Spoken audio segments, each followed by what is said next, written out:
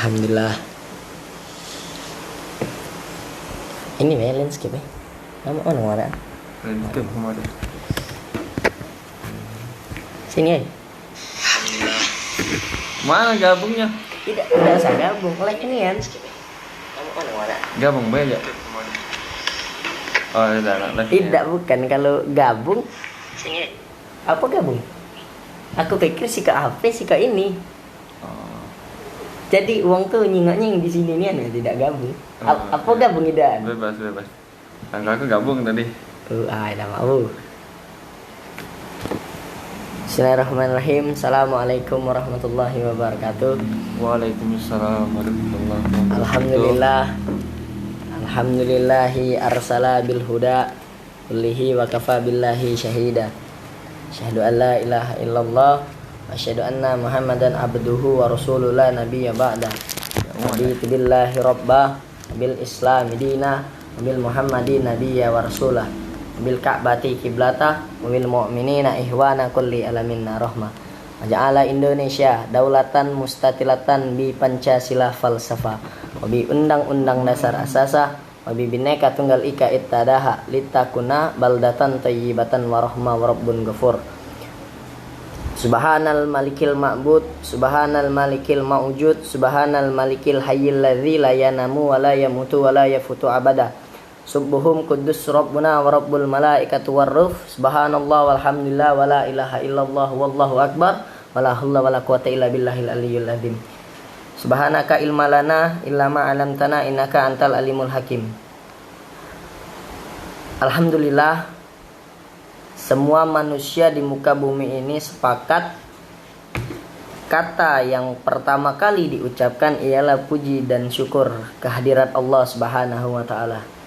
Sekalipun dia itu non-muslim, orang yang tidak percaya agama, tidak percaya Tuhan, tapi mereka yakinlah mengakui adanya zat dan sumber yang menciptakan mereka. Cuman mereka tidak bisa menyebutkan kalau itu Allah Subhanahu wa taala. Orang yang beragama lain juga mengakui adanya Tuhan, tapi bedanya mereka tidak bisa menyebutkan Tuhan kita sama. Sebagaimana yang disebutkan dalam Quran surat An-Nas yang sering mungkin teman-teman baca, Malikin Nas, Tuhannya manusia. Jadi secara tidak langsung Allah itu sudah mengatakan bahwa Tuhannya manusia itu satu. Sholawat. Jadi sudah sepatutnya kita memuji dan bersyukur, memuji dan bersyukur, memuji dan bersyukur. Bahkan di Quran surat Ibrahim juga diatur kan, kalau kita bersyukur maka Allah akan tambah nikmat, kalau kita kufur azab Allah sangatlah pedih. Salawat bertangkaikan salam, berbuahkan kebaikan, bertaslimkan kehormatan selalu kita curahkan kepada Nabi yang tak pernah makan jagung tapi namanya selalu agung. Nabi yang tak pernah makan tomat tapi namanya selalu terhormat. Nabi yang tak pernah punya Instagram, tak pernah live tapi followersnya luar biasa banyak. Nabi yang tak pernah punya website tapi manfaatnya di mana-mana. Nabi Yuna wa habibina wa qurrata ayunina, Nabi agung, Nabi besar, Nabi Muhammad sallallahu alaihi wa sahbihi wa salli wa barik wa karim wa sallam. Semoga kita semua yang ada di sini termasuk pengikutnya. Dalam Quran Allah sebutkan untuk kita naik haji, Allah sebutkan untuk kita sholat, Allah sebutkan untuk kita puasa. Tapi kita tidak pernah tahu sholatnya Allah seperti apa, puasanya Allah seperti apa, zakatnya Allah seperti apa, naik hajinya Allah seperti apa. Tapi ketika Allah memerintahkan kita untuk bersolawat, maka Allah dan malaikat lebih dulu bersolawat. Innallaha wa malaikatahu yusholluna 'alan nabi ya ayyuhalladzina amanu shollu 'alaihi wa sallimu taslima. Allahumma sholli wa sallim ala sayyidil mursalin wa ala alihi wa sahbihi ajmain. Panjang ya pembukaannya sambil nunggu yang nonton kan. Siap tum? Siap bit. Aman ya? Mana ini semut? Semut ke jauh? Iya. Cak mana? Buat dulu. Alhamdulillah teman-teman, buatlah. Kita diberikan Allah nikmat yang luar biasa. Nikmat kesempatan, nikmat keselamatan, nikmat keamanan. Mungkin dulu Nabi itu di awal keislaman berdakwah secara sembunyi-sembunyi. Tapi lihat sekarang, kami berdakwah menggunakan wifi, menggunakan HP, dan menggunakan Instagramnya Yusuf Wicaksono dan Pelajar Sriwijaya. Luar biasa itu. Dan itu nikmat dari Allah. Jadi pantas Kalau di Quran disebut ke Nabi Muhammad itu minaz zulumati ilan nur, yang membawa kita dari kegelapan hingga terang benderang seperti ini. Dari zaman onta sampai zaman Toyota, dari zaman Khalifah sampai zaman Mia Khalifah. Iya Mia Khalifah. Apa dia tuh? Iya dalam balago itu. Iya. Nah, oke, alhamdulillah kita mungkin malam hari ini sedikit berbagi di sini. Dan juga di sini ada teman seperjuangan, seangkatan, sebangku. Jadi kami dulu satu bangku saat di madrasah, satu kelas, satu kepengurusan di OSIS. Kemudian satu organisasi komunitas Muda Sriwijaya, satu organisasi Pelajar Islam Indonesia. Dan kali ini beliau mewakili ketua 4 bidang komunikasi umat pengurus wilayah Pelajar Islam Indonesia Provinsi Sumatera Selatan. Nah, jadi alhamdulillah juga kita patut bersyukur Harmain ini dianugerahi pemahaman yang luar biasa, yang insya Allah tidak diragukan lagi, yang bakal wabil khusus membahas tentang Khulafaur Rasyidin yang pernah memimpin Islam. Jadi setelah Baginda Sallallahu Alaihi Wasallam, kemudian Abu Bakar, kemudian Sayyidina Abu Bakar, Sayyidina Umar, Sayyidina Utsman, Sayyidina Ali. Dan insya Allah bakal dikupas dari namanya, dari lahirnya, dari seluruhnya. Nah mungkin langsung baik kepada rekan kita Kabid KU. Iya kan kita sharing. Apa tiba-tiba langsung ceramah? Kesannya tuh kak aku deh materinya. Oh iya. Sebenarnya ini sharingnya jadi yang ngenjuk materi, bukan ngasih materi, maksudnya yang anu ke sharingnya Harmain dan ya, cuman dia yang banyak materinya, aku yang moles karena jelas dari nama bae Muhammad itu kan mencermin ke Nabi yang khotaman nabiyin. Nah kalau sedangkan namaku Yusuf, memang secara usia kan kalau secara Nabi duluan Nabi Yusuf, tapi kan memang disebut ke ulul azminya Nabi Muhammad. Nah mungkin langsung baik ini saudara Harmain ini ya. Oke, baiklah, makasih atas kesempatannya kepada saudara Yusuf Wicaksono. Assalamualaikum warahmatullahi wabarakatuh. Innal hamdalillah nahmaduhu wa nasta'inuhu wa nastaghfiruhu wa na'udzu billahi min shururi anfusina wa min sayyiati a'malina may yahdihillahu fala mudhillalah wa may yudlilhu fala hadiyalah. Asyhadu alla ilaha illallah wa asyhadu anna Muhammadan abduhu wa rasuluhu la nabiyya ba'dah. Subhanakallah ilma lana illa ma 'allamtana innaka antal halimul hakim. Segala puji bagi Allah Tuhan semesta alam, yang dimana malam ini alhamdulillah kita semua dapat berkumpul, khususnya yang sedang menonton live, baik itu dari channelnya Yusuf Wicaksono maupun channelnya Pelajar Sriwijaya. Kami ucapkan terima kasih. Alhamdulillah kita masih dikasih nikmat oleh Allah untuk dapat berjumpa ya malam ini. Salawat dan salam kepada baginda kita, Nabi Agung kita, Nabi Muhammad Sallallahu Alaihi Wasallam, yang dimana atas perjuangannya dan sahabat-sahabat tabi'in kita semua masih bisa menikmati nikmat Islam sampai saat ini. Pada kesempatan yang baik ini, ya seperti judul yang sudah dibagikan dan disematkan di dalam live ini, kita akan sistemnya kayak sharing gitu.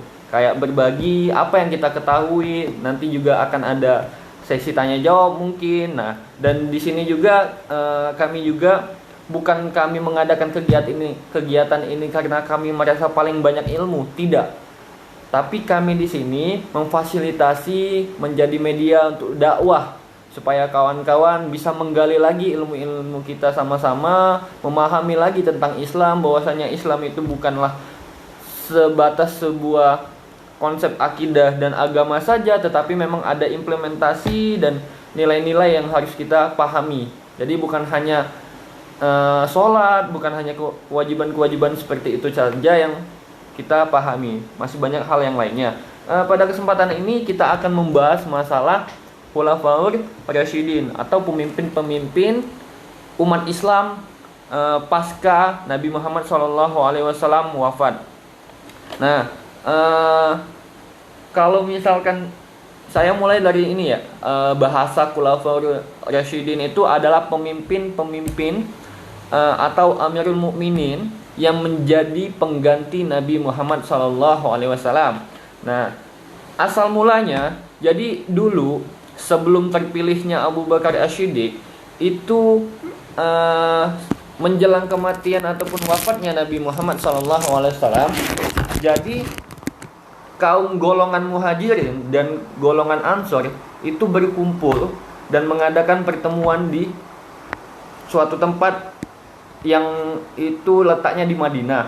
Nah, jadi waktu itu sebelumnya ada usul bahwasanya kenapa tidak langsung dipilih saja? Kenapa harus musyawarah? Nah, waktu itu Umar bin Khattab hendak menunjuk Abu Bakar As-Siddiq langsung menjadi khalifah yang menggantikan Nabi Muhammad SAW. Tapi kata Abu Bakar As-Siddiq dengan kebijaksanaannya ya, dan tidak mau nantinya ada perpecahan, saya tidak bisa katanya.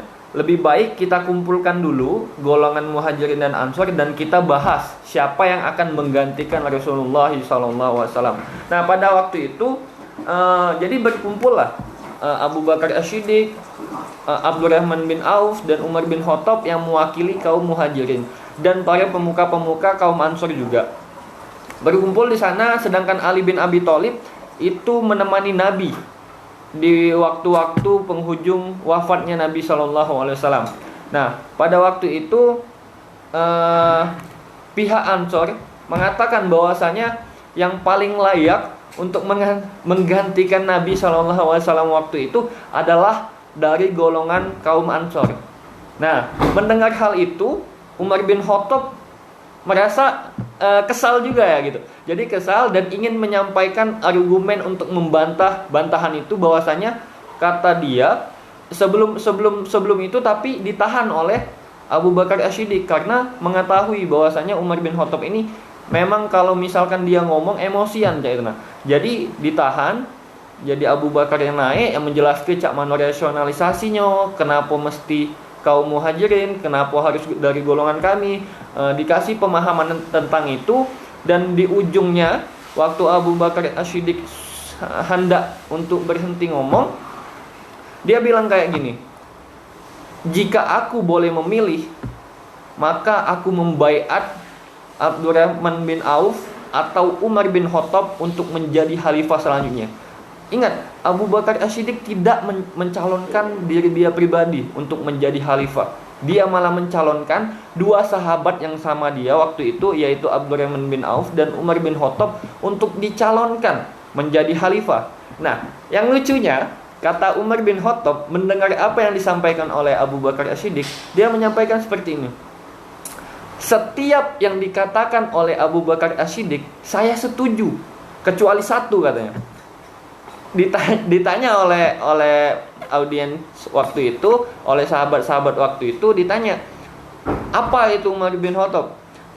Katanya, aku hanya tidak setuju satu katanya. Ketika Abu Bakar As-Siddiq menunjuk aku sebagai khalifah, aku tidak setuju. Nah, waktu itu bahasanya sahabat-sahabat yang mulia tidak menginginkan jabatan itu loh.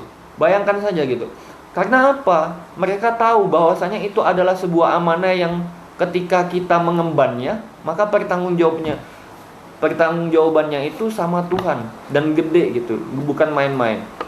Nah, mendengar hal itu, Umar bin Khattab membalikkan lagi bahwasanya aku membaiat Abu Bakar As-Siddiq dengan diangkat tangan oleh Umar bin Khattab, tangan Abu Bakar As-Siddiq diangkatnya, dan semua waktu itu mengikuti dan membaiat Abu Bakar As-Siddiq menjadi khalifah pertama menggantikan Nabi SAW. Nah, itulah cikal bakal pemilihan dan terpilihnya Abu Bakar As-Siddiq menjadi khalifah pertama. Nah, dan terpilihnya Abu Bakar As-Siddiq ini juga menjadi awal, dalam tanda kutip ya, perpecahan antara golongan-golongan Islam. Nah, jadi dulu waktu itu ada klaim-klaim ataupun golongan-golongan yang tidak setuju bahwasanya Abu Bakar As-Siddiq itu diangkat menjadi khalifah. Nah, golongan apa itu? Itu disebut dengan golongan Syiah. Nah, jadi waktu itu jadi terpecah umat Islam. Ada golongan Syiah dan golongan Sunni. Jadi golongan Syiah ini menganggap yang paling layak untuk menggantikan Nabi SAW waktu itu adalah Ali bin Abi Thalib. Karena apa? Dengan kemuliaannya, beliau juga adalah keturunan Nabi dan kedekatan dengan beliau tidak diragukan lagi. Dan Sunni juga berpendapat bahwasanya yang paling layak itu adalah hasil dari musyawarah yang disepakati oleh sahabat-sahabat. Sunni tidak mengatakan bahwasanya Abu Bakar yang paling layak, tetapi hasil musyawarah. Nah, maka dari situ timbullah perpecahan, awal mula perpecahan di antara umat Islam ya gitu. Nah, pasca dari situ juga, tapi perlu diingat ya, waktu Abu Bakar, Umar bin Khattab dan Utsman bin Affan menjadi khalifah, Ali bin Abi Thalib sendiri membaiat mereka bertiga untuk menjadi khalifah. Ali bin Abi Thalib sendiri tidak bahasanya tidak ngotot tidak ngotot untuk jadi khalifah. Nah, jadi kadang kaum nih, golongan-golongan yang terlalu fanatik dengan khalifah itu yang kadang memecah belah umat itu sendiri ya. Nah, jadi untuk saya jelaskan sedikit mengenai Abu Bakar As-Siddiq ya. Jadi beliau ini usianya 2 tahun lebih muda dibanding Nabi Muhammad SAW. Jadi kalau Nabi Muhammad itu 571 Masehi, dia 573. Nah, dia juga berkuasa dengan sedikit ya, dengan sebentar saja gitu. Dia berkuasa itu hanya sekitar 2 tahun. Dilanjutkan oleh Umar bin Khattab. Nah, jadi waktu di zaman kekuasaannya, waktu kecil dulu ya. Waktu kecil dia ini mempunyai ayah yang menyembah berhala. Jadi waktu ada seketika diajak oleh ayahnya untuk berdoa di depan berhala. Kejadiannya hampir sama kayak Nabi Ibrahim. Ditinggalkan oleh ayahnya dan dia diminta untuk berdoa kepada berhala itu. Dia berdoa dengan berhala pertama. Dia meminta makanan yang lezat. Kau nggak lihat apa? Perut aku lapar. Aku minta makanan aja dengan patung itu, dengan berhala itu. Diem bae ujinya patung ini. Kedua, aku minta pakaian. Diem bae juga patung ini. Ketiganya, pening pala dia diembeknya batu besar itu dibabitkannya ke patung itu, berhala itu. Dan dia tidak pernah lagi nemu itu. Tuhan macam apa ini, tidak ngasih aku apa-apa aja. Lucunya di situ kan. Nah, kenapa awal mula juga nama dia Abu Bakar? Itu karena dia senang dengan melihara hewan, khususnya unta. Nah, jadi kenapa namanya Abu Bakar? Karena dia dianggap sebagai bapaknya unta, gitu. Kenapa awal mula namanya Abu Bakar? Ya, selanjutnya lagi mengenai Abu Bakar. Nah, mengenai ini ya, langsung saja mengenai kematian beliau. Jadi mengenai kematian beliau ini berbeda dengan para khalifah yang lain. Beliau ini tidak dibunuh, tetapi beliau ini sakit. Jadi sakit, beda dengan yang lain kan. Kalau yang lain itu diracun, dibunuh. Nah, kalau Abu Bakar As-Siddiq ini dia sakit.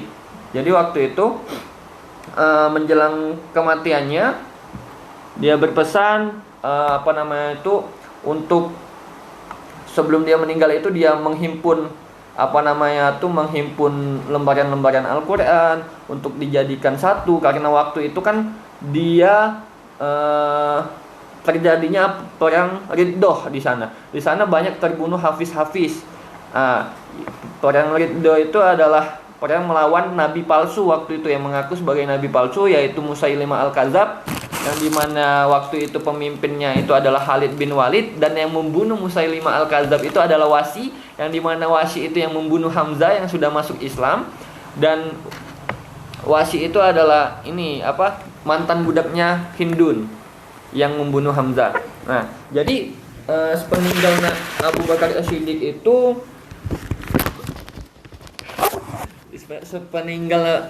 Khalifah Abu Bakar As-Siddiq digantikan oleh Umar bin Khattab melalui pemilihan ya, melalui musyawarah lagi gitu. Yusuf atau di mana yang mau ngelanjutin masalah Umar bin Khattab nanti ganti. Nah, jadi di zaman Umar bin Khattab ini beliau dikenal dengan Al-Faruq ya, pembeda antara yang hak dan yang batil. Nah, kalau misalkan Abu Bakar tadi kan gelarnya Asy-Syiddiq.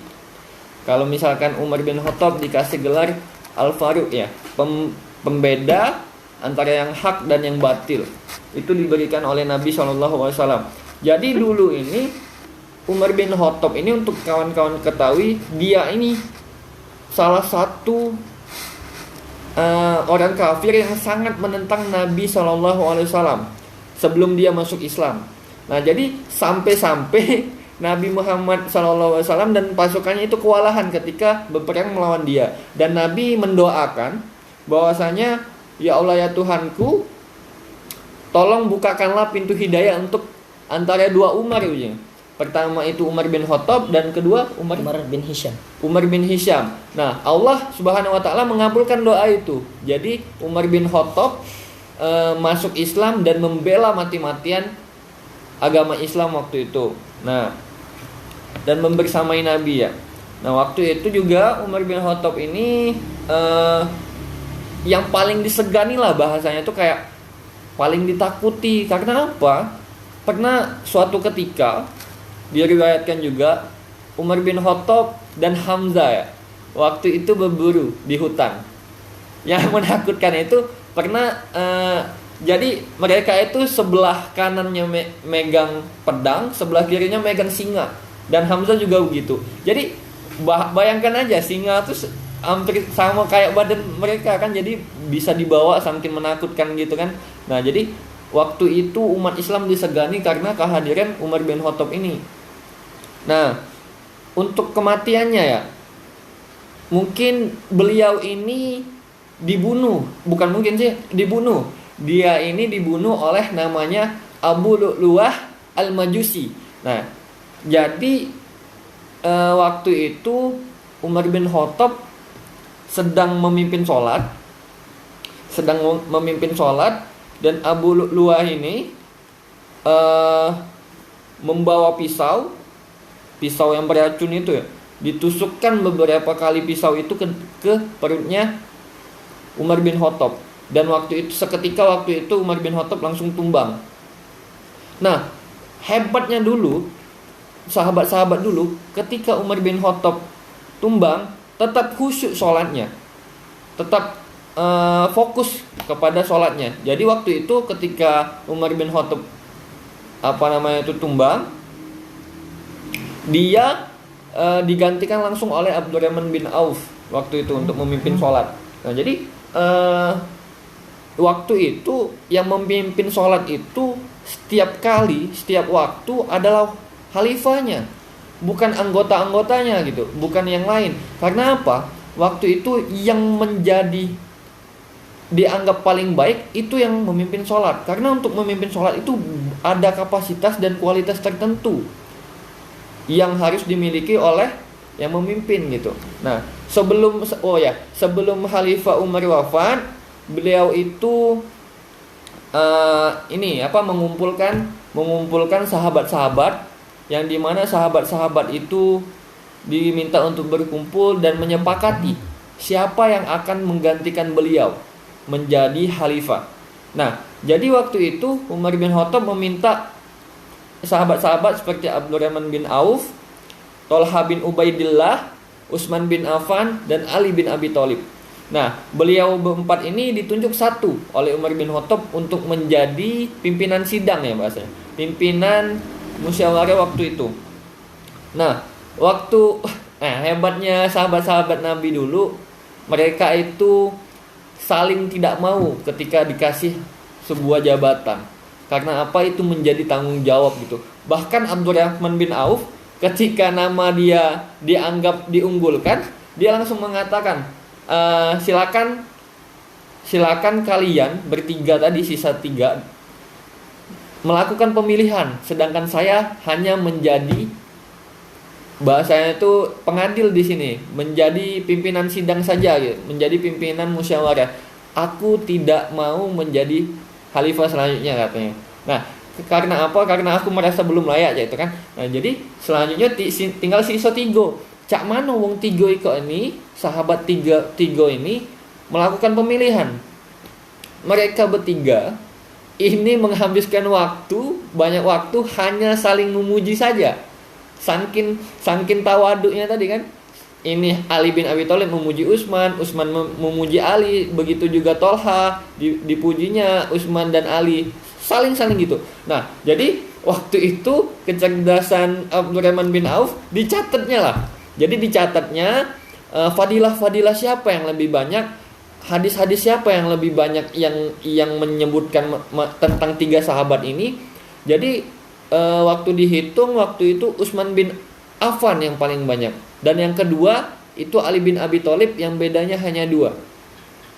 Nah, sangkin bingungnya Abdurrahman bin Auf waktu itu kan, jadi dia dihitungnya fadilah hadis-hadis yang menyebutkan kebaikan para sahabat dan menghasilkan bahwasanya Utsman bin Affan yang mengungguli semuanya. Nah, kata Abdurrahman bin Auf dan yang lainnya mengatakan, wahai Utsman, namamu di sini paling banyak fadilahnya, jadi kau tidak lagi bisa mengelak. Padahal waktu itu Utsman juga tidak mau.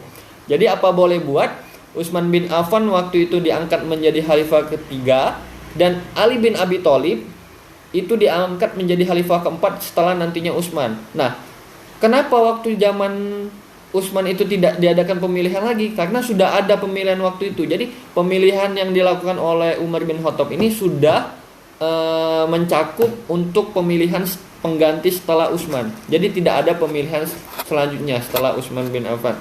Nah, itu ya mungkin melalui apa yang saya ketahui, dan kalau misalkan ada yang kurang mohon maaf mengenai Umar bin Khattab dan Abu Bakar As-Siddiq. Selanjutnya mungkin akan dilanjutkan oleh Yusuf Wicaksono mengenai Utsman bin Affan dan Ali bin Abi Thalib. Masya Allah, barakallah. Minum juga. Oh iya. Jadi luar biasa nih tadi kan ilmu dari Muhammad Haramain Al-Fajri Alam Tahran ini, penjelasannya lengkap, kemudian riwayatnya jelas. Jadi mengulas sedikit nama aslinya Abu Bakar tadi itu Abu Quhafa karena memang dia dari wong yang terpandang. Kemudian Sayyidina Umar, Sayyidina Utsman dan Sayyidina Ali. Nah, para khalifah ini kan memiliki makom, kecerdasan, kemudian keimanannya yang di atas rata-rata kan. Maka Allah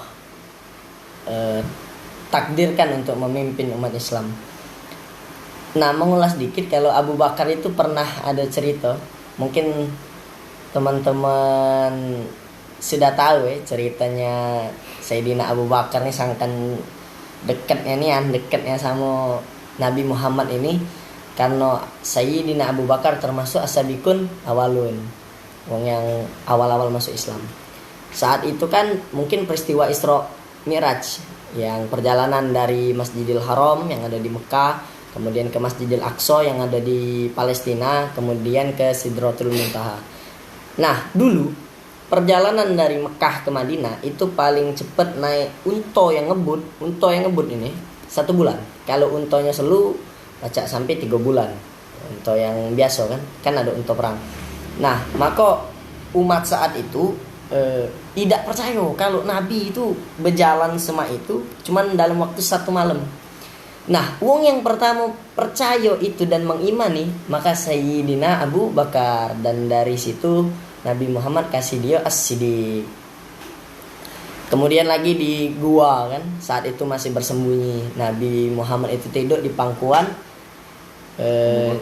Sayyidina Abu Bakar. Mungkin cak ini naik lah, sender mungkin. Saat itu ada ular, ada ular yang menggigit. Biasa ular itu menggigit. Oke, menggigit bagian tubuh dari Sayyidina Abu Bakar. Nah, saat itu Sayyidina Abu Bakar diam. Di riwayatnya diceritakan diam, tapi menangis, menetes air matanya dan membasahi pipinya baginda sallallahu alaihi wasallam.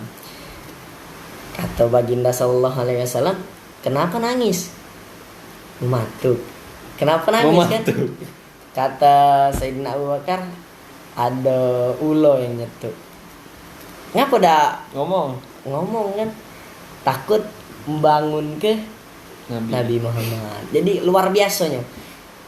Kalau kita tidak percaya Abu Bakar itu sebagai khalifah pertama, banyak-banyak baca sirah nabawiyah. Karena jelas di situ. Abu Bakar itu yang ngerewangi Nabi nah. Bahkan saat Nabi nak dicampak ke batu oleh kaum Nazir, ada Abu Bakar di situ. Sangkan ke mereka ini dekat. Nah, kemudian Sayyidina Abu Bakar ini juga mertuanya Nabi Muhammad. Aisyah. Jadi Aisyah radhiyallahu anha itu kan anaknya Sayyidina Abu Bakar. Nah, ini kadang maco siro belum lengkap tapi lah ngomong ke Nabi Muhammad pedofil. Nah, ini banyak-banyak maco. Tidak ada nih Nabi Muhammad nikahi budak kecil, ini tidak paham. Makanya jadi umat Islam itu harus cerdas. Nah itu batas Abu Bakar kan, karena tadi sudah panjang dibahas. Jadi itu yang tambahan Sayyidina Abu Bakar. Itu Sayyidina Abu Bakar. Nah kemudian Umar bin Khattab. Apa? Utsman. Abu Bakar masih Abu Bakar. Cara Abu Bakar memperjuang ke agamanya Allah ini. Saat itu habis sholat, kan lah tahu wong tuh. Biasanya Abu Bakar nih kalau nyedekah ke hartonya paling banyak. Maka saat itu Sayyidina Umar datang. Dalam suatu riwayat dijelaskan Sayyidina Umar datang untuk menyedekah ke setengah hartonya. Jadi kata Sayyidina Sayyidina Umar menyedekah ke setengah hartanya. Sayyidina Umar nanya sama Nabi Muhammad kan, ada lagi tak yang lebih banyak nyedekah ke harta dari aku ya Rasulullah? Kata Rasulullah, alhamdulillah yang banyak, agak lebih banyak itu Sayyidina Abu Bakar. Nah, aku setengah harta sudah aku sedekah. Kata Nabi Muhammad sallallahu alaihi wasallam, Abu Bakar seluruh hartanya disedekahkan. Jadi luar biasa dermawan gitu. Jadi kalau ada uang bijaksana, lembut hatinya, baik cara ngomongnya, memuliakan wanita. Nah, itu berarti dia baca biografinya Sayyidina Abu Bakar. Kemudian turun ke Sayyidina Umar. Dulu Sayyidina Umar tuh luar biasa benci sama Islam. Nabi nak disapu ya. Maksudnya mau dilanjakkan, dibunuh. Dilanjakkan ya.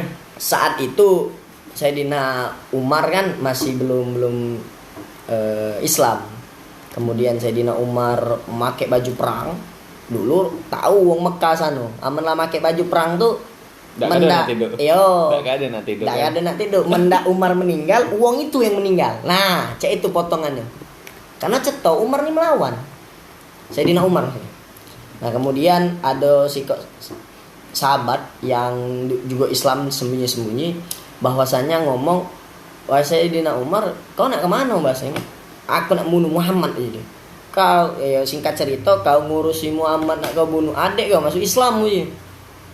Ya manas barang nih kan. Datanglah di rumah adik takut. Nah, di rumah si adiknya ini ada 3 wong. Adiknya, suaminya, dan ada sahabat yang mengajari dia ngaji. Saat itu kan sembunyi kan, singitan bahasa kita tuh. Sembunyi, digedor lah oleh Sayyidina Umar. Saat itu Sayyidina Umar ngomong, kan aku denger nih ada apa dia baca-baca ini kamu nih. Ngapa lah jadi? Kate. Ngapo ya? Kate. Apa dia enggak sembunyi? Kurang lebih mah itu maksudnya itu. Ditampar ada kelpak. Dibela oleh suaminya. Saya itu nak bela bini kan. Oh, ini nih Sayyidina Umar Ya maksudnya itu kayak itu kan. Melo ditampar mulu kan kelepak. Nah, qadarullah campak mushaf dulu. Dulu mushaf belum bentuk Al-Quran. Jadi mushaf itu lembaran-lembaran yang berisi ayat-ayat Al-Quran kan. Mushafnya campak. Nah, qadarullah Sayyidina Umar nak megang.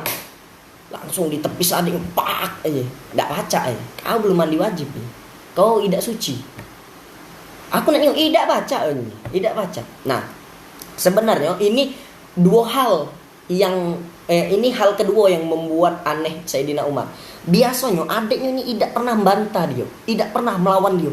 Tapi dengan agamanya Muhammad ini, adiknya jadi melawan. Adiknya ini cewek melawan sekelas, taulah dewek Sayyidina Umar. Makanya dia bingung. Oh, apa dia pacak bela ini? Nah, kita stop dulu ini sebelum dia mandi wajib Sebelum itu ada sikok ibu-ibu. Nah, kalau kawan-kawan jingok petah di Mekah itu bentuknya kalau dibayang ke kotak tisu ini, ya, ini tisu nih. Nah, di sini gerbang. Di sini gerbang. Nah, di sini bukit. Jangan tangan sini bukit. Sini bukit, di sini bukit. Tidak mungkin uang tua ibu-ibu bisa lewat situ. Kalau tidak dikejar amanah perang, tidak mungkin. Bahkan kalau perang pun kan tidak boleh menemui ibu-ibu. Tiba-tiba tengah malam Sayyidina Umar jago. Nah, jengok wanita tua lewat bukit. Uji dia, ai pakam betina ini kan bisa lewat situ maksudnya itu. Karena kelas uang nak perang bisa lewat situ bukit, tau lah dewek bukit. Kamu diajak naik gunung lagi binsal kan. Jadi kata ibu-ibu itu kau dari mana aja? Aku dari agama dari kumpulan majelisnya Muhammad. Ngapa kau tak lewat gerbang? Aku tak berani je. Ngapa? Yo, kau nyago je. Oh, iya juga je dia nih. Tapi ngapa kau bisa berani nian? Iya, agama Muhammad benar aja dia. Nah, itu hal pertama yang buat Sayyidina Umar tuh bingung. Madai sekelas ibu-ibu tua tengah malam, tahan naik bukit, turun bukit, naik gunung, turun gunung, sangkan ke nak berkumpulnya dengan agama Muhammad. Nah, yola yang kedua tadi kasus adiknya. Singkat cerita, kita masuk ke kasus adiknya ya. Dia nak megang nian, disuruh mandi. Singkat cerita be dia mandi, dah perlu dijelaskan kan, dia mandi. Setelah dia mandi, qadarullah dia terbuka surat Toha. Buka surat Toha. Ayatnya berapa? Cek ayatnya. Singin aku ayat 50 sekian nih. Jadi di situ aku adalah Tuhan dan sembahlah aku serta sholatlah. Itu bunyi artinya yang dibaca Sayyidina Umar. Maka dari situ menetes air mata Sayyidina Umar ini. Sekelas Sayyidina Umar. Bayangi kan? Maka keluarlah yang ngaji dia tadi. Jadi dia mana Muhammad? Masih gaya kan? Ngapa kau nak ketemu dia? Antar ke aku. Aku nak masuk Islam gitu. Wih, terkejut, senang galo wong. Bertiga gitu, senang galo. Alhasil bahasanya itu yang ngajak sahabat yang ngajari ngaji tadi di cangkingnya kan, di gandeng maksudnya itu kan. Dia pakai baju besi. Saat itu berjalan lah dia. Jalan Umar. Saat itu juga ada sahabat yang nyingok. Nah, rombongan Nabi Muhammad, Hamzah radhiyallahu an dan lain-lain berkumpul di rumahnya Arqam bin Abil Arqam. Jadi Arqam bin Abil Arqam ini uang yang pertama kali menginfak ke rumahnya untuk dakwanya Nabi. Informan Nabi ngomong. Intelijen. Iya, itulah. Ya Rasulullah, ada sahabat yang ditawan Umar. Kemudian Umar pakai baju besi. Kira-kira Umar nak nyerang ke sini. Selalu izin Nabi. Itu naik bocor. Lantai 2 kan. Ada singkat cerita sampai depan pintu. Wah. Pas pintu dibuka, Hamzah langsung ngadang. Hamzah kan nah, kalau kata Harmain tadi berburu itu, sebelah kanannya itu pedang, sebelah kirinya itu singa. Kata Hamzah, kau kalau nak nganggung Islam kurang lebih dah, hadapi aku ya. Kata Nabi, santai-santai. Keluar. Tunggu. Maju Nabi kan. Dia tepaknya bahu Umar. Pertama, Nabi, hai Umar, dia. Apakah sudah tiba waktumu akan masuk Islam? Diam dia. Tepak lagi. Hai Umar, apakah sudah tiba waktumu untuk masuk Islam? Diam. Atas izin Allah, ketika Nabi Muhammad lepak yang ketiga, Sayyidina Umar langsung syahadat, asyhadu alla ilaha illallah wa anna muhammadar rasulullah. Nah, dari situ Sayyidina Umar masuk Islam. Jadilah, ya stop sampai sini. Sayyidina Umar masuk Islam. Dia nanya, siapa wong Quraisy, wong kafir yang paling memusuhi Islam? Disebut ke kan? Si Abu Jahal, Umar bin Hisham tadi kan. Masuk ceritanya dia langsung dari syahadat itu langsung ke rumahnya ini Abu Jahal. Diketok kan dulu. Keluarlah Abu Jahal. Kata Abu Jahal, "Oh, ya Umar, sahabatku, keluargaku kan." Tidak, aja. Kata Dahal aja. Abu Jahal maksudnya itu kan. Asyhadu alla ilaha illallah wa anna muhammadar rasulullah. Laknat kau jadi. Kau masuk agama Muhammad, tinggal ke agama nenek moyang jadi. Iyo jadi. ke Ka'bah, ke depan Ka'bah tuh Sayyidina Umar. Dia ngomong ke, "Woi, asyhadu alla ilaha illallah wa anna Muhammadar Rasulullah." Woi, oke. Oh, Jadi Sayyidina Umar itu datangi uang, dulu tuh ada uang nih, kan belum ada koran, belum ada internet, belum ada berita. Ada uang ini yang gawenya nyari-nyari informasi. Siko nama uang itu. Siko uangnya. Yang kalau ada informasi dikit disebarnya. Nah akhirnya didatangi Sayyidina Umar, disebut ke bahwa, "Woi, puji dia. Kau ingat lah, asyhadu alla ilaha illallah wa anna Muhammadar Rasulullah."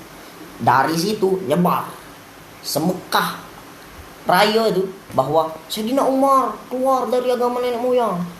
Dan hari pertama Sayyidina Umar ngomong ke depan Mekah, "Asyhadu alla ilaha illallah wa asyhadu anna Muhammadar Rasulullah." Akhirnya dia dikeroyok oleh wong dari pagi sampai sore. Dari pagi sampai sore. Iya, terpikirlah kalau brigade B lawan wong 3 lah menges, dia dari pagi sampai sore. Ribut, begul, pak. Nah, kalau lah sore tandanya kepala sukunya dicekek, matanya disusuk. Kau suruh pasukan kau mundur, kalau tidak kau mati. Mundur. Itu hari pertama. Hari kedua datang lagi ke depan Mekah. Asyhadu alla ilaha illallah wa asyhadu anna Muhammadar Rasulullah. Ribut lagi, bekocol lagi dari pagi sampai sore. Kepak. Kepala suku ditarik badannya, dicucuk lagi matanya. Suruh tak mundur. Dah, hari kedua, hari ketiga. Asyhadu alla ilaha illallah wa asyhadu anna Muhammadar Rasulullah. Tidak kata yang nak nyiksa. Karena takut. Nah, jadi dari situ Sayyidina Umar alhamdulillah masuk Islam. Nah, sikok cerita lagi saat itu kan nak hijrah. Nah, nak hijrah nak sembunyi-sembunyi. Maksud Nabi itu kan saya John sembunyi-sembunyi kan sama Abu Bakar. Kata Sayyidina Umar, tidak perlu jadi. Ngapa nak sembunyi-sembunyi? Kalau memang wong itu nak anaknya jadi jando, bininya jadi jando, anaknya jadi yatim, hadanglah kita di lembah. Ada nggak coba? Cobalah jadi. Bahasa Arab tapi kan Allah Habib harus hadang misalnya kan. Tapi astagfirullah, maaf ya Allah. Maka Sayyidina Umar dan beserta rombongan alhamdulillah bisa jalan. Itu Sayyidina Umar. Abu Bakar, Sayyidina Abu Bakar, Sayyidina Umar, Sayyidina Utsman. Nah, di Sayyidina Utsman ini alhamdulillah dikodifikasinya Al-Qur'an. Memang fokus Sayyidina Utsman ini kan memang wong kaya, dari bapak dia juga wong kaya karena bapak dia ini dari keturunan Affan. Affan itu bahasa kita tuh ketua geng lah di situ. Memang ketuanya kan. Nah, Sayyidina Utsman ini juga mantunya Nabi. Kalau Sayyidina Abu Bakar, Sayyidina Umar itu mertua, Sayyidina Utsman, Sayyidina Ali itu mantu. Karena Sayyidina Utsman juga dapat julukan yang bisa menikahi 2 putrinya Nabi. Jadi Sayyidina Utsman ini menikahi 2 putri Nabi. Itu dia Ustaz Khalid ya. Nah, gaya Sayyidina Utsman. Nah, Sayyidina Utsman ini fokusnya memang sama kodifikasi Al-Qur'an. Karena dulu uang tuh hafal. Bukan cak gitu, maco arti Quran lagi belum tuntas. Lah maco. Sogi. Jangan kayak gini. Maksudnya tuh macam-macam buku kafir, tidak mah itu. Dulu itu Quran dulu dituntas tuh. Lah pakam Quran, lah pakam arti, lah pakam tafsir, hadis juga pakam, nah baru. Ini kan kadang kita nih taruh macet Anas lah dengan arti lah nak mulai macet ke kiri ke kanan. Nah maksudnya tuh cak. Nah dulu tuh hafal kalau wong-wong tuh. Cuman memang selepas masanya dikumpuli oleh masanya Sayyidina Umar, Al-Quran itu bentuknya masih tertumpuk. Nah di gudang tuh banyak. Ada di kulit unta, di pelepah kurma, kemudian di kulit-kulit yang lain kan. Nah jadi memang belum tersusun. Memang kalau di bukunya sejarah kebudayaan Islam di kelas 11 buka di halaman lupa halamannya. Fokusnya Sayyidina Umar itu perluasan wilayah. Jadi kalau kamu jingok hasilnya perluasan wilayahnya itu banyak. Ada Amr bin As yang ke Mesir, ada Khalid bin Walid yang ke Persia Romawi, kemudian ada lagi Sa'ad bin Abi Waqqas yang buka Persia juga. Nah itu kan di zamannya Sayyidina Umar. Nah di Sayyidina Umar juga kan ada kalender Hijriah itu. Nah kalau di Sayyidina Utsman, dia selain pengkodifikasi Quran, kemudian dia juga menata ulang wilayah yang ada. Itu jadi lebih sistematis tentang pemerintahannya.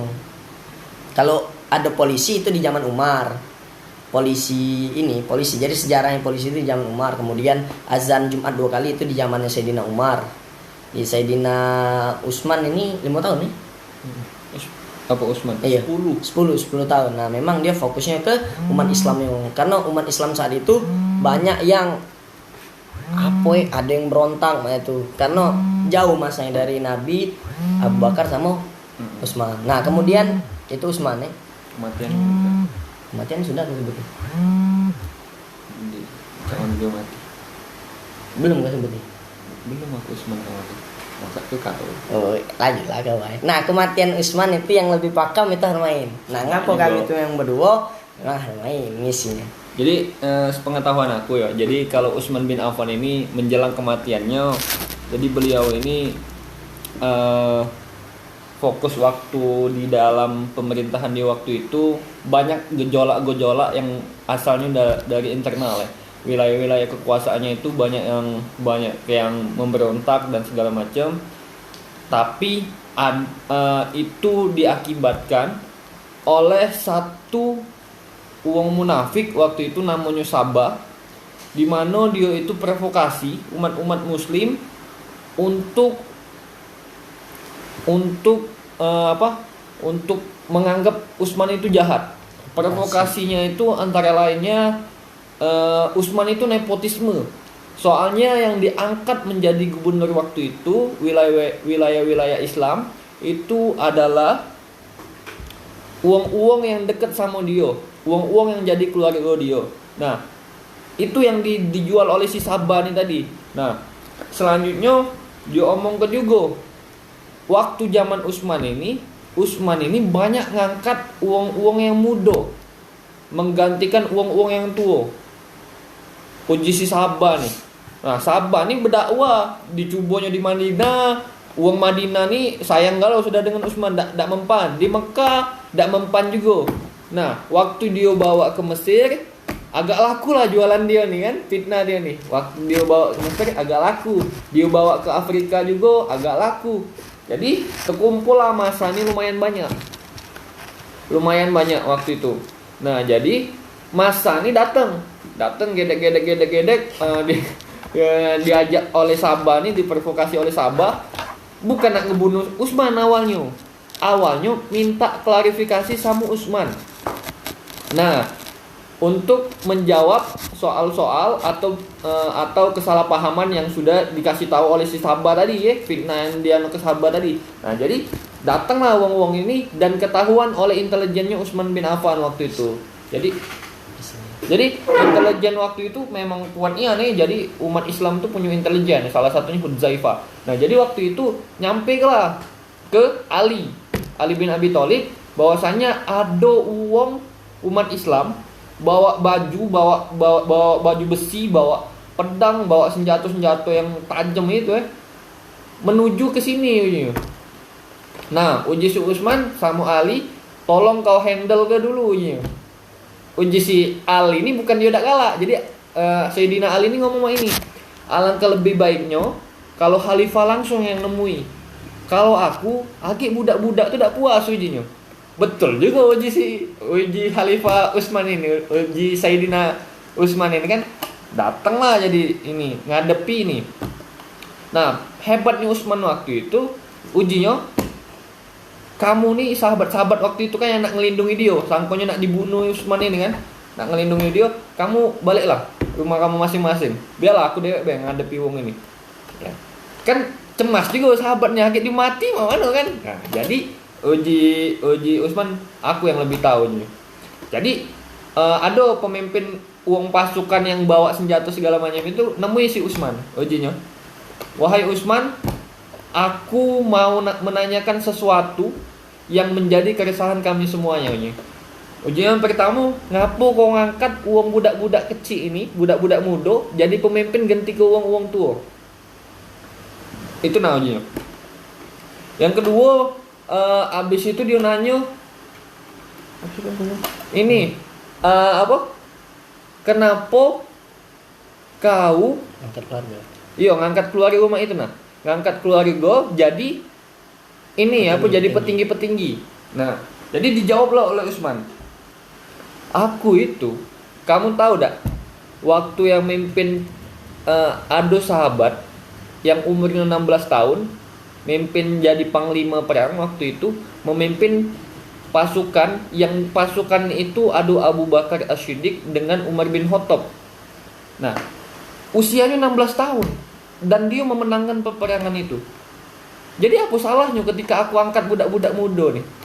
Nah, jadi puaslah ya singkat cerita puaslah dengan pertanyaan dan jawaban yang dikasih oleh si Utsman bin Affan tadi. Jadi baliklah Wong nih, baliklah. Bahasa Indonesia Kak. Oh, Ada beberapa yang enggak paham. oh ya, oke bahasa Indonesia. Jadi pulanglah teman-teman yang tadi apa protes kepada Utsman tadi kan yang sudah oleh si Sabah tadi diprovokasi. Jadi si Sabah nih kesel, nggak puas dia nih. Ngapa cak itu baik? Kenapa kok gitu aja sih?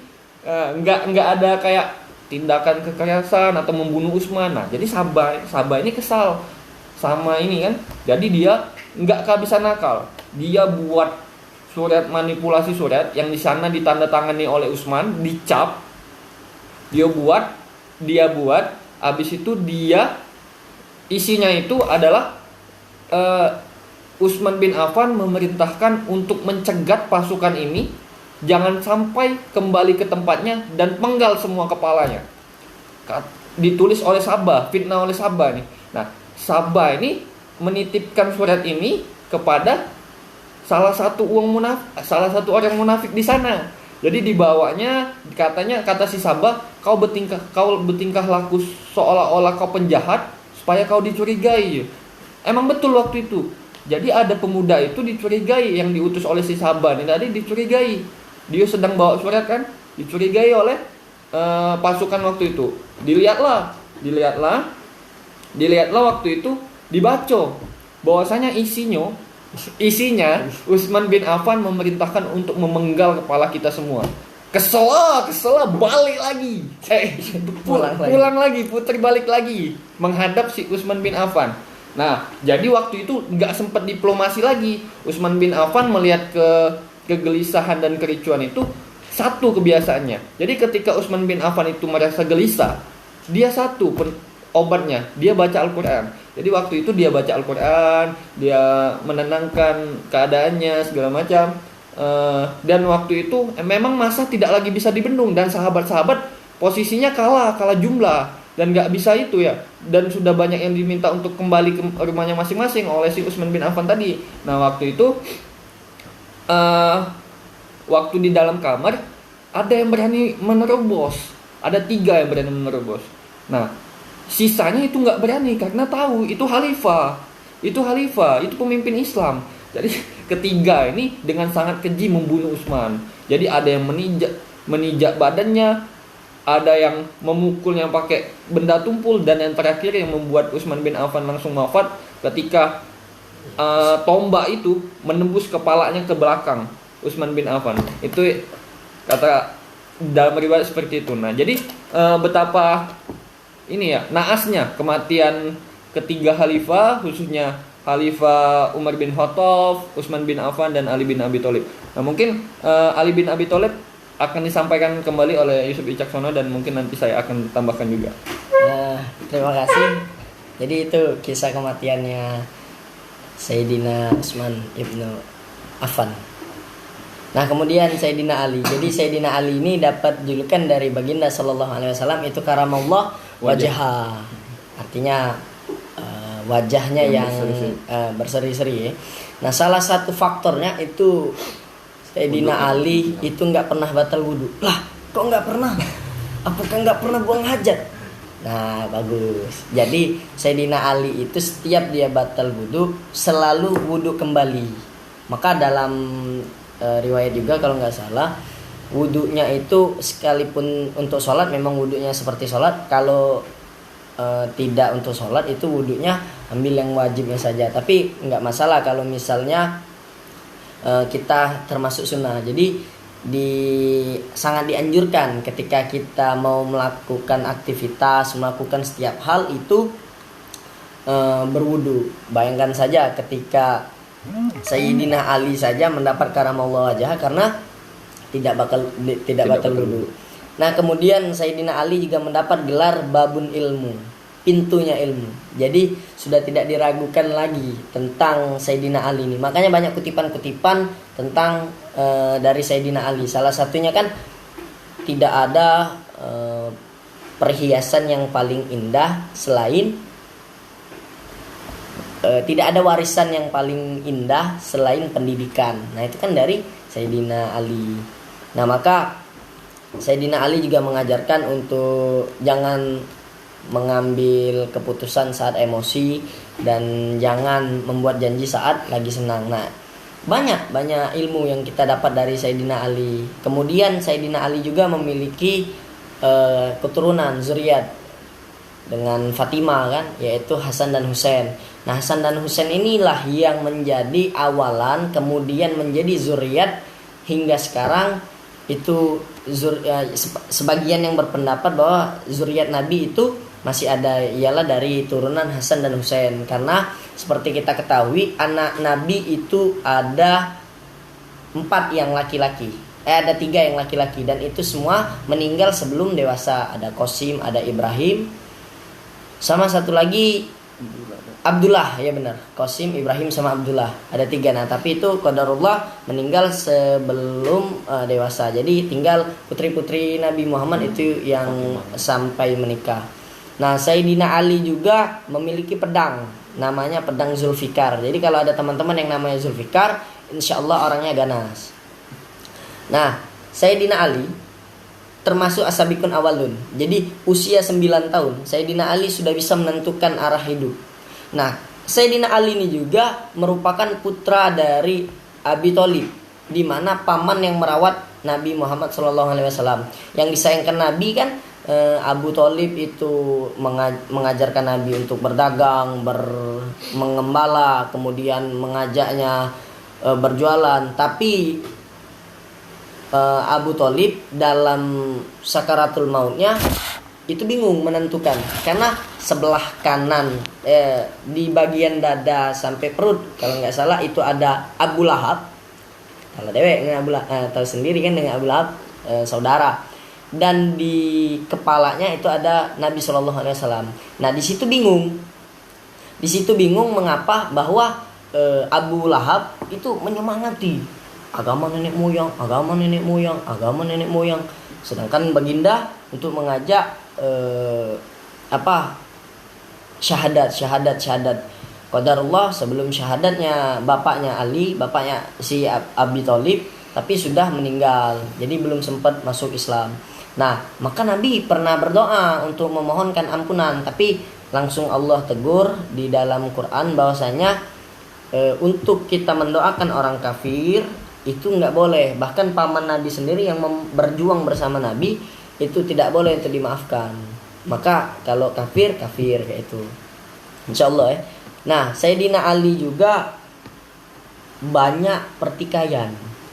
Salah satunya Sayyidina Ali kan dinaikkan oleh Khawarij, kemudian Syiah saat itu masih di dalam rombongan Sayyidina Ali. Tapi Khawarij yang membelot sehingga hanya golongan Syiah. Nah, cuman yang terjadi di masyarakat sekarang kan Syiah ini menjadi keresahan. Mungkin nanti di pertemuan selanjutnya kita bahas tentang Syiah. Sayyidina Ali juga menjadi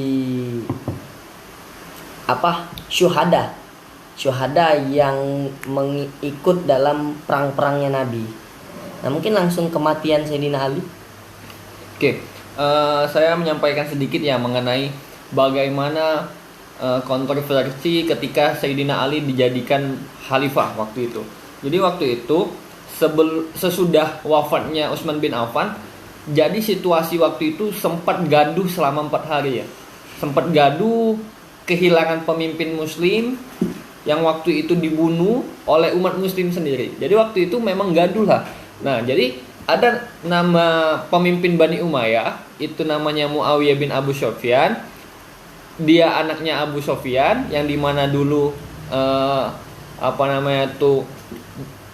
yang memerangi Nabi juga sebelum akhirnya sesudah penaklukan Mekah, pembebasan Mekah, dia masuk Islam dan membela Islam. Nah, jadi Muawiyah bin Abi Sufyan ini kembali lagi, dia ini sepupunya Utsman